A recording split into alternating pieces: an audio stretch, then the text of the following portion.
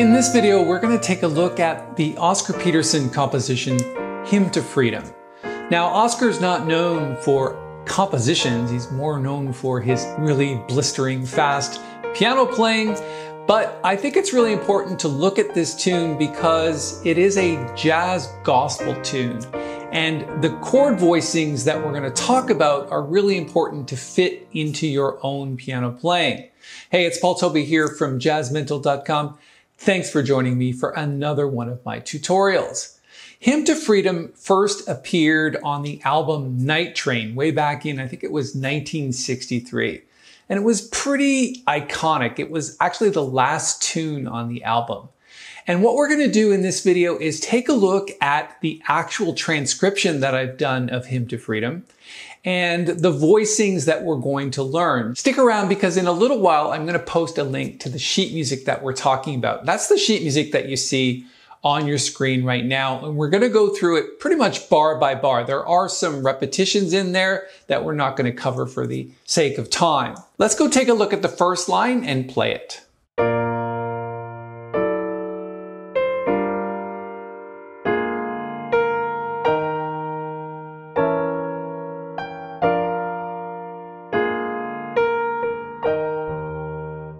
Now, I think the thing that I want to point out here is that the feel is really 12/8 time. So think about it like triplets. 1, 2, 3, 2, 2, 3, 3, 2, 3, 4, 2, 3.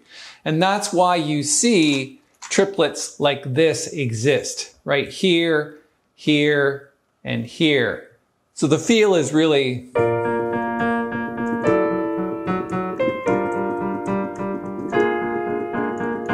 like that. Now, it's really important to catch these voicings because you can apply them to other tunes that you play. B flat major 7 to F sharp diminished 7th. Now, you really need to think about this chord like a D chord over F sharp. Except it's got a 9th in there, which is the E natural. It's written F sharp diminished 7th, but that would really be this. So it really isn't that. It's more like this. And then this nice B flat 7 chord over D. And then E flat major 7, pretty straightforward, E diminished. And then there's that B flat 7 over D chord again. So on the next line, the bass note jumps down in 8th notes, like that. E diminished 7th. And then I really like this. You've got to catch that grace note, which is right there. And it does it again on F7. I like this because it's not going to F7 at the end. It's like F7 over an A. And then this is pretty much the same.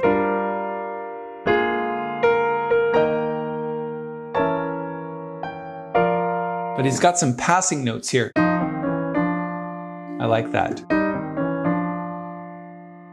And then on to the next line.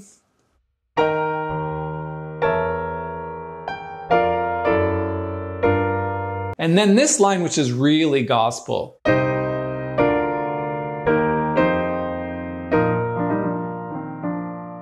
So B flat sus, where you've got this chord, it's like an E flat perfect 5th over a B flat perfect 5th.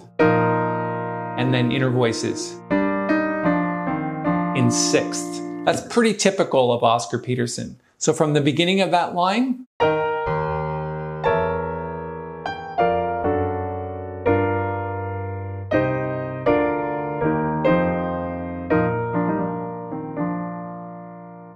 and then moving on to the next line, there's that triplet at the end of this line. Got to catch that.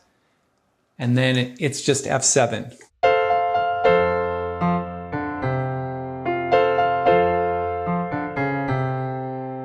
And then you've got these octaves. Got to catch those. It's a little difficult to play that actually because it's pretty fast.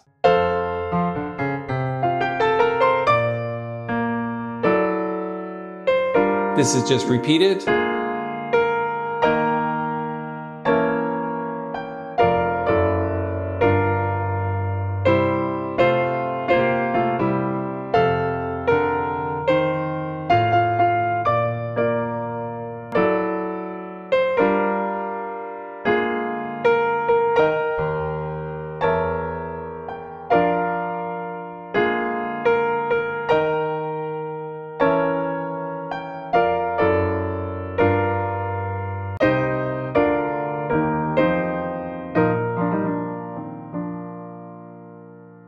And that's pretty much it for this tune. Let me put a link to this sheet music up here in the corner. It's absolutely free to download. Go check that out. And in another video, I'm going to talk about Oscar Peterson's solo, which I've transcribed a bit of it to learn the way that Oscar approaches blues gospel licks. Okay, there you go. There's Oscar Peterson's Hymn to Freedom. It's really all about that 12/8 feel. I hope you got a lot out of this video. If you did, please reach down, click the little thumbs up button. It really helps us here on the channel. And if you'd like to subscribe, we'd love to have you join us. And as I mentioned briefly, I'm going to look at Oscar's solo in another video. If you want to check out the way that Oscar does his very distinct bluesy gospel licks, you can go check out that video. I'm going to post a link to it right here.